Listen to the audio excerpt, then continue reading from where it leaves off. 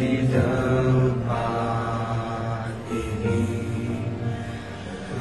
Hembuslah Roh Kudus dengan kuasa-Mu.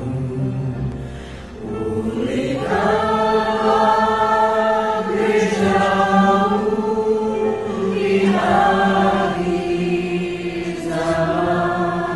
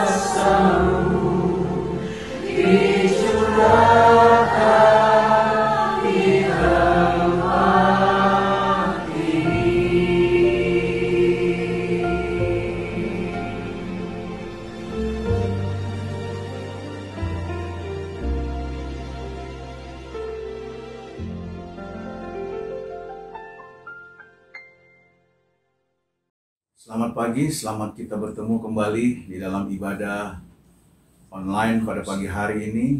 Puji Tuhan, kita bersyukur buat penyertaan Tuhan di sepanjang minggu ini bagi kita semua.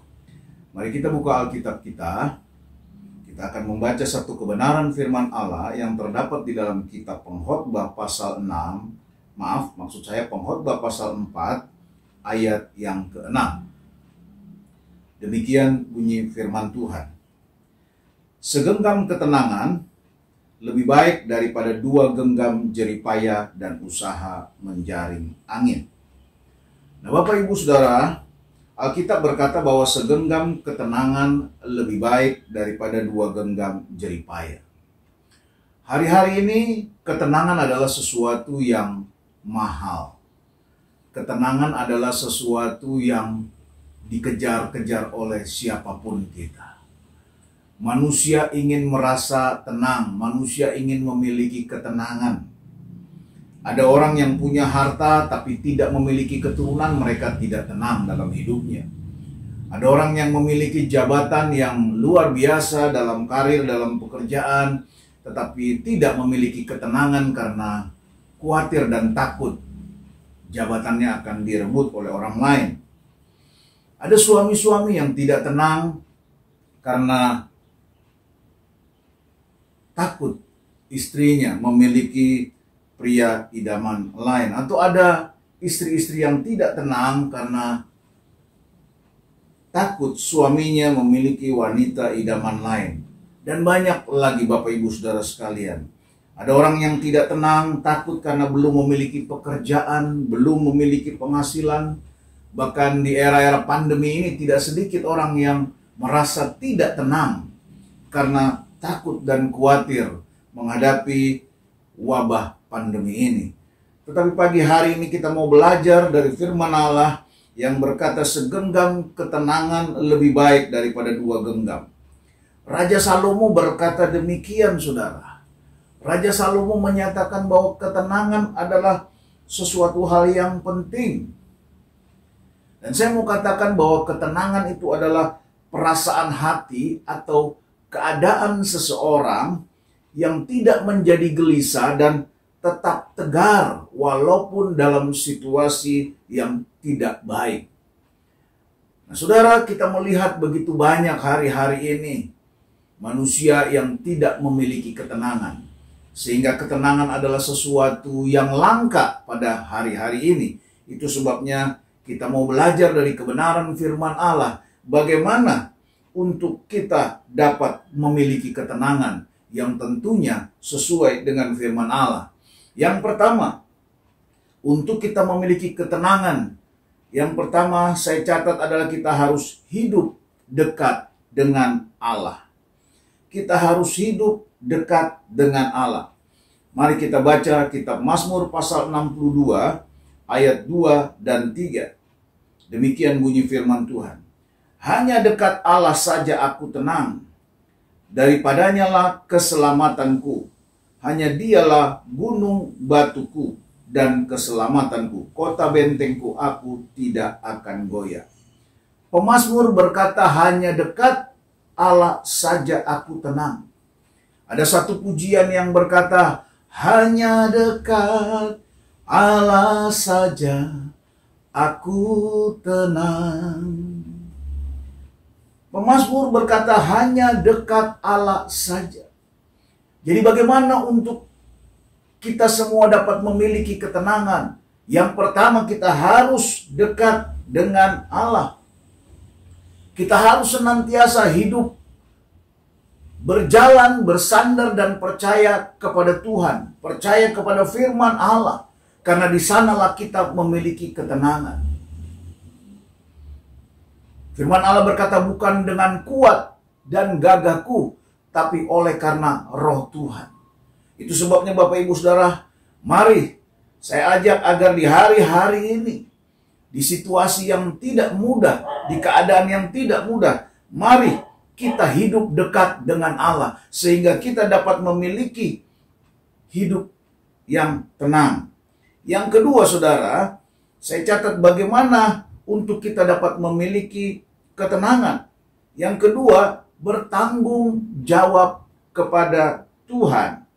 Mari kita buka firman Allah yang terdapat di dalam kitab Matius pasal 11 ayat 29. Berkata demikian, pikulah kuk yang kupasang, dan belajarlah padaku, karena aku lemah lembut dan rendah hati, dan jiwamu akan mendapat ketenangan. Nah saudara, kita berkata pikulah kuk yang kupasang. Saudara tahu kuk itu adalah kayu yang dipasang di tengkuk binatang kerbau untuk menarik beban yang ada di belakangnya. Dengan kuk itu binatang kerbau menarik beban yang ada di belakangnya. Nah, kita mengajarkan kita bertanggung jawab kepada Tuhan. Pikulah kuk yang kupasang dan belajarlah padaku. Saudara, artinya di dalam kehidupan ini ada tanggung jawab yang diberikan Tuhan kepada kita.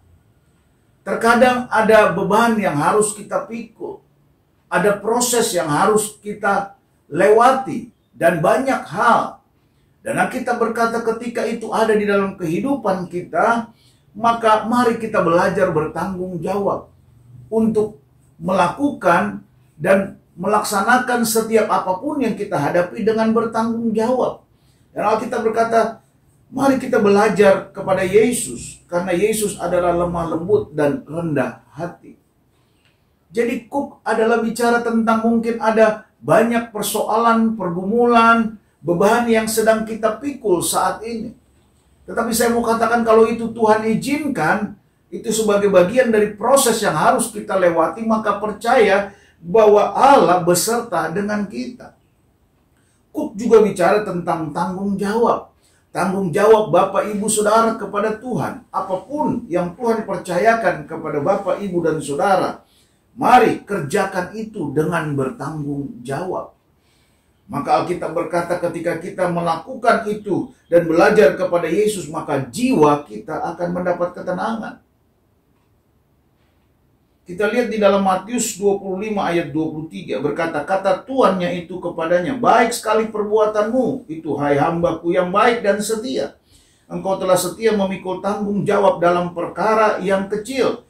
Aku akan memberikan kepadamu tanggung jawab dalam perkara yang besar. Masuklah dan turutlah dalam kebahagiaan Tuhanmu.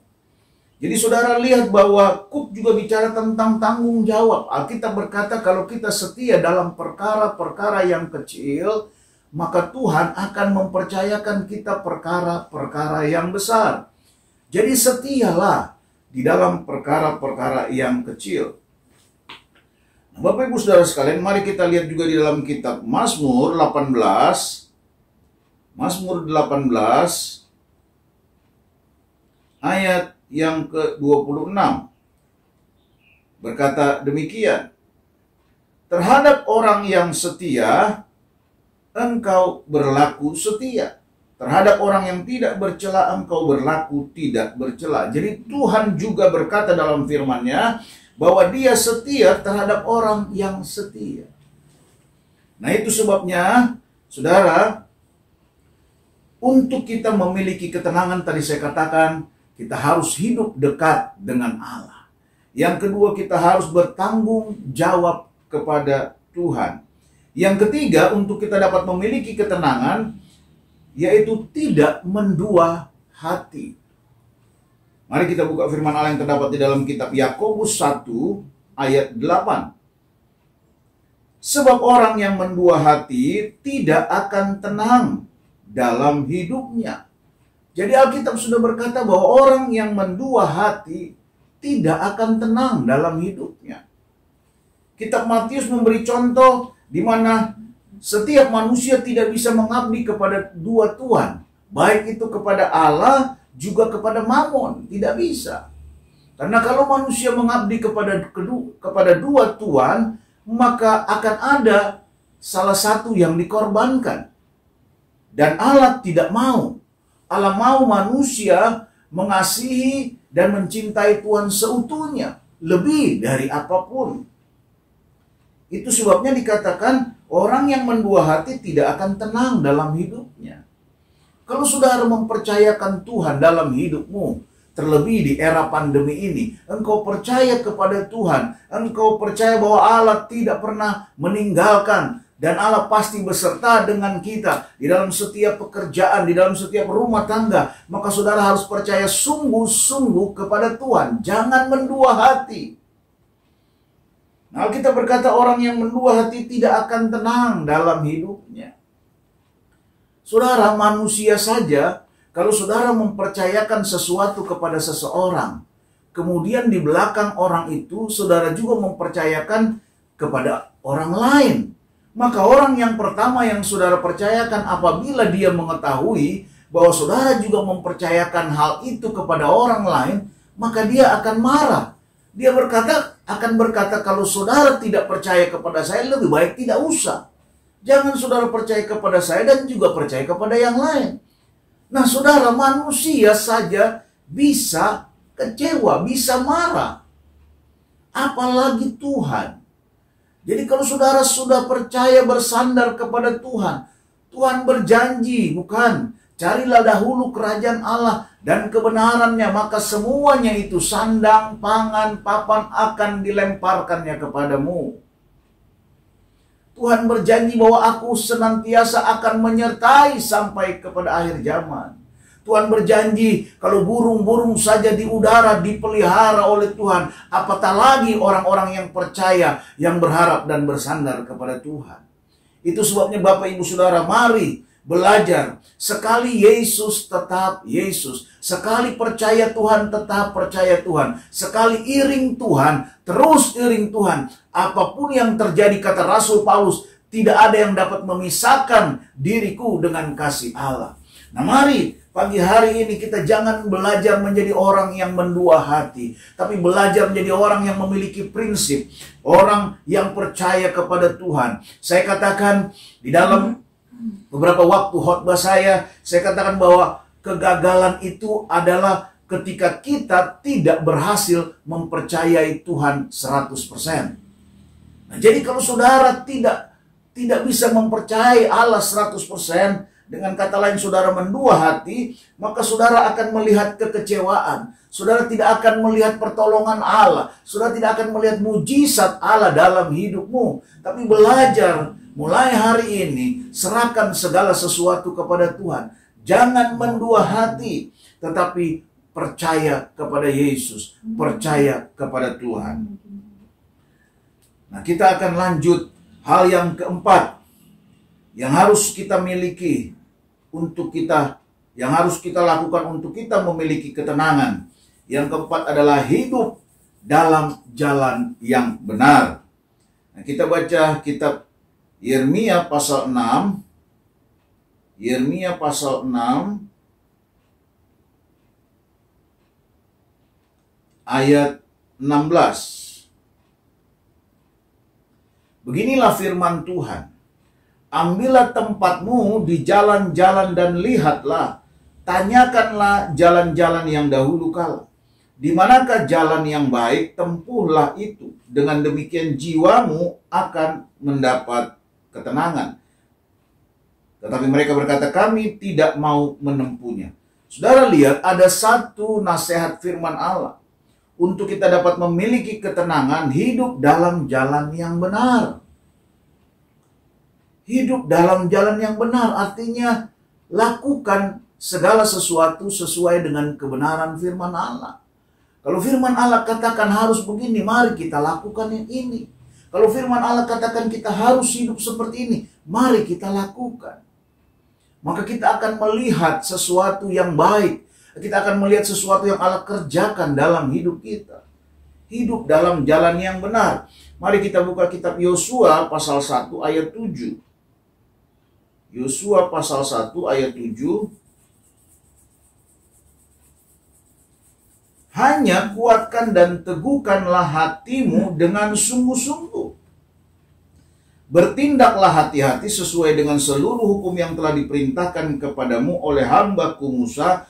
Janganlah menyimpang ke kanan atau ke kiri, supaya engkau beruntung kemanapun engkau pergi. Nah saudara, Alkitab mengajar kita untuk kita percaya kepada Tuhan.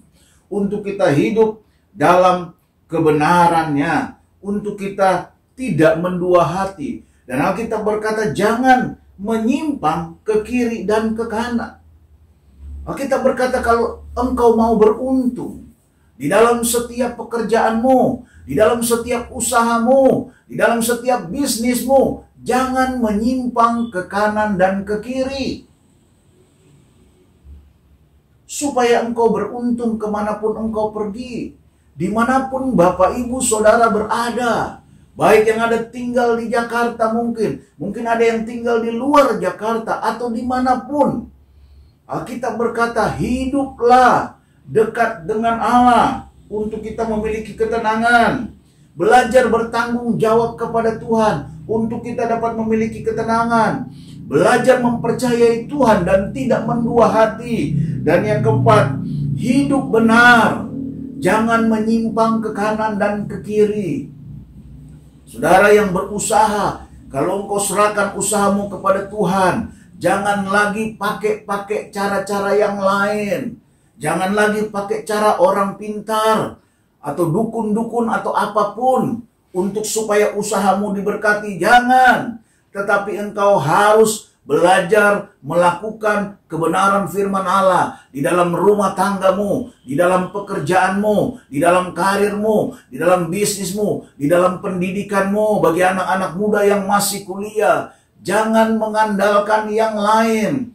Tetapi Alkitab berkata jangan menyimpang ke kanan ke kiri. Hidup saja sesuai dengan firman Allah. Maka janji Allah pasti digenapi dalam hidupmu. Yang percaya katakan amin. Jadi ini hal-hal yang dapat membuat kita memiliki ketenangan. Di tengah situasi yang tidak mudah di tengah situasi yang sulit saat ini. Tetapi orang-orang percaya harus berdiri di atas kebenaran firman Allah. Orang-orang yang percaya kepada Tuhan, umat-umat Tuhan, jemaat Tuhan. Saya rindu dan mengajak agar kita menjadi jemaat yang senantiasa hidup dalam kebenaran firman Tuhan. Sehingga saudara akan melihat kemuliaan Allah dalam keluargamu, dalam pekerjaanmu, dan dalam apapun yang engkau kerjakan. Nah saudara, manfaat ketenangan ini apa? Jadi untuk memiliki ketenangan saya katakan tadi ada 4 hal. Yang pertama hidup dekat dengan Allah. Yang kedua kita harus bertanggung jawab kepada Tuhan. Yang ketiga tidak mendua hati. Dan yang keempat hidup dalam jalan yang benar. Itu yang harus kita miliki. Itu yang harus kita lakukan agar kita memiliki ketenangan sesuai dengan firman Allah. Nah, apa manfaat ketenangan, saudara? Yang pertama, ada 3 manfaat ketenangan. Yang pertama, kita dapat berdoa. Mari kita baca 1 Petrus 4 ayat 7. 1 Petrus 4 ayat yang ke-7. 1 Petrus 4 ayat yang ke-7 berkata, kesudahan segala sesuatu sudah dekat. Karena itu kuasailah dirimu dan jadilah tenang supaya kamu dapat berdoa. Nah saudara, untuk kita memiliki ketenangan kita harus hidup dekat dengan Allah. Nah untuk kita hidup dekat dengan Allah bagaimana caranya? Allah tidak kelihatan. Nah caranya untuk kita hidup dekat dengan Allah, kita harus hidup di dalam doa. Kita harus senantiasa berdoa. Dan kita hanya bisa berdoa kalau kita memiliki ketenangan. Nah itu sebabnya Alkitab berkata, jadilah tenang supaya kamu dapat berdoa. Saudara berdoa bercakap-cakap dengan Tuhan. Saudara berdoa mendekatkan diri dengan Tuhan. Ketika saudara berdoa, saudara akan menjadi tenang. Saudara dapat berkata-kata kepada Tuhan. Dengan saudara berdoa, maka saudara bisa hidup dekat dengan Tuhan. Kalau saudara hidup dekat dengan Tuhan, maka saudara dapat menangkap kehendak Allah dalam hidupmu. Dan Allah akan beserta dan memberkati saudara. Dan juga ayat yang terdapat dalam Matius 6 ayat 6. Saudara bisa baca saja di rumah. Markus 1 dan ayat 35. Nah kita lihat sekarang manfaat ketenangan yang kedua. Apa manfaat ketenangan yang kedua? Yang pertama tadi dengan ketenangan kita dapat berdoa. Yang kedua kita dapat memuliakan Allah. Kita baca Kisah Rasul 11. Kisah Rasul 11 ayat 18. Ketika mereka mendengar hal itu mereka menjadi tenang lalu memuliakan Allah. Katanya, jadi kepada bangsa-bangsa lain juga Allah mengaruniakan pertobatan yang memimpin kepada hidup. Jadi dengan ketenangan kita dapat memuliakan Allah. Kita dapat memuji dan menyembah Allah. Kita dapat memuliakan Allah, saudara. Karena dengan kita memuliakan Allah, maka Alkitab berkata, di mana nama Yesus ditinggikan, di sana Tuhan ada. Di mana nama Yesus dimuliakan, Allah ada bersama-sama dengan umatnya. Dan kalau Allah ada bersama-sama dengan umatnya, maka tidak ada sesuatu yang tidak dapat dikerjakan oleh Tuhan. Yang percaya katakan amin. Allah sanggup mengadakan segala sesuatu. Allah sanggup mengadakan mujizat. Allah sanggup mengadakan hal-hal yang luar biasa yang tidak dapat kita pikirkan dengan akal dan pikiran kita. Ketika kita hidup memuliakan Tuhan. Yang terakhir, manfaat ketenangan yang terakhir, yang ketiga, yaitu dengan ketenangan kita akan mendapat tubuh yang segar. Manfaat ketenangan yang terakhir yang ketiga adalah menyegarkan tubuh. Mari kita baca kitab Amsal pasal 14. Amsal 14 ayat 30. Hati yang tenang menyegarkan tubuh, tetapi iri hati membusukkan tulang. Nah, Bapak Ibu Saudara lihat Alkitab menasehati kita, memberi satu nasihat yang luar biasa bagi kita, di mana hati yang tenang menyegarkan tubuh. Jadi manfaat ketenangan, kita menjadi sehat, kita menjadi segar, kita menjadi sesuatu yang fresh. Di era pandemi ini, kalau saudara memiliki ketenangan, itu berarti saudara hidupmu dekat dengan Tuhan. Karena hanya orang-orang yang dekat dengan Tuhan yang memiliki ketenangan. Hanya orang-orang yang percaya kepada Allah 100% dalam hidupnya yang memiliki ketenangan. Dan hanya orang-orang yang bertanggung jawab kepada Tuhan dan hidup dalam jalannya yang benar, maka dia memiliki ketenangan di era pandemi ini sekalipun. Sehingga dia memiliki kesehatan, dia tetap segar walaupun di era pandemi, di era COVID-19 ini, tapi dia tetap segar, dia tetap sehat, dia tetap tampil prima. Kenapa? Karena dia memiliki ketenangan. Dia tidak khawatir akan hari esok. Dia tidak takut apapun yang terjadi. Karena firman Allah berkata, sehelai rambut pun jatuh dari kita, tidak ada yang tidak diketahui oleh Tuhan. Semua akan dan bisa terjadi apabila seizin Tuhan.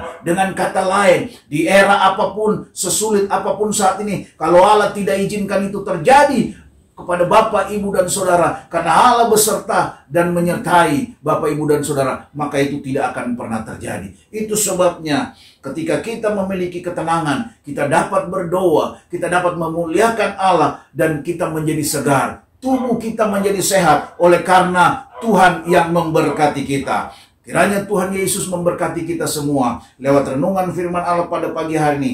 Saya percaya, mari Bapak, Ibu, Saudara sekalian, kita hidup dekat dengan Tuhan sehingga kita memiliki ketenangan. Mari kita bertanggung jawab kepada Tuhan sehingga kita memiliki ketenangan. Mari kita memiliki hati yang sungguh kepada Tuhan, tidak mendua hati, sehingga kita memiliki ketenangan. Dan mari kita hidup dalam jalan yang benar, sehingga kita memiliki ketenangan. Dan saya percaya, ketika itu kita lakukan dengan sungguh kepada Tuhan, maka berkat Allah, penyertaan Allah yang sempurna itu, senantiasa ada di dalam kehidupan kita semua. Tuhan kiranya memberkati kita semua.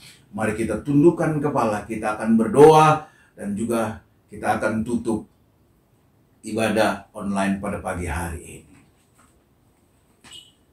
Bapa kami yang ada di dalam sorga, Bapa yang kami panggil dan kami kenal di dalam nama Tuhan Yesus Kristus, Allah yang besar, Allah yang ajaib, Allah yang perkasa.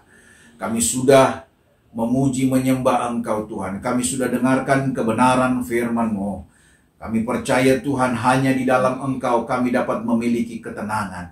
Hanya di dalam Tuhan kami dapat memiliki ketenangan. Itu sebabnya Tuhan, biar kiranya Tuhan senantiasa Roh Kudus-Mu menguatkan dan memampukan kami untuk senantiasa hidup dalam kebenaran firman-Mu, untuk senantiasa berjalan dalam kebenaran firman-Mu, sehingga setiap hari kami hidup semakin dekat dengan Tuhan. Setiap hari kami semakin bertanggung jawab kepada Tuhan. Setiap hari kami semakin hidup berkenan kepada Tuhan.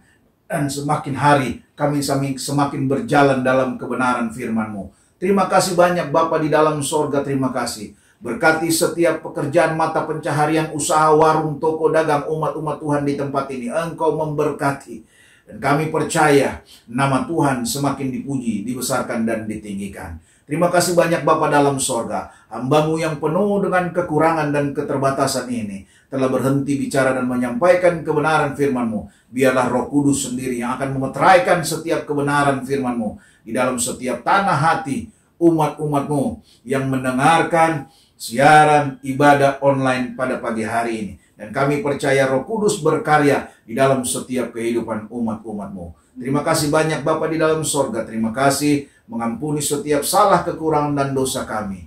Dan kami percaya hari ini menjadi hari yang penuh dengan kemenangan. Hari yang diberkati oleh Tuhan. Nama Yesus Kristus Tuhan dipuji, ditinggikan, dan dimuliakan.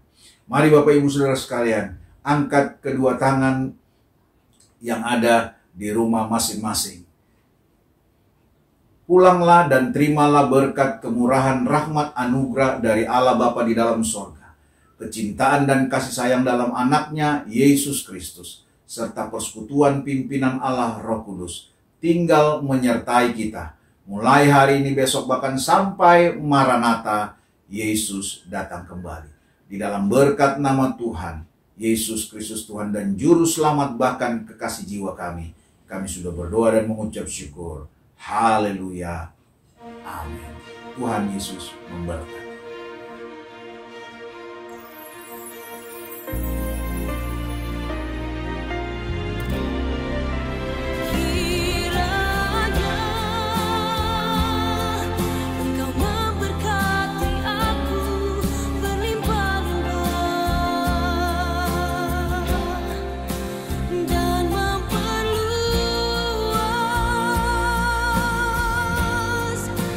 Daerahku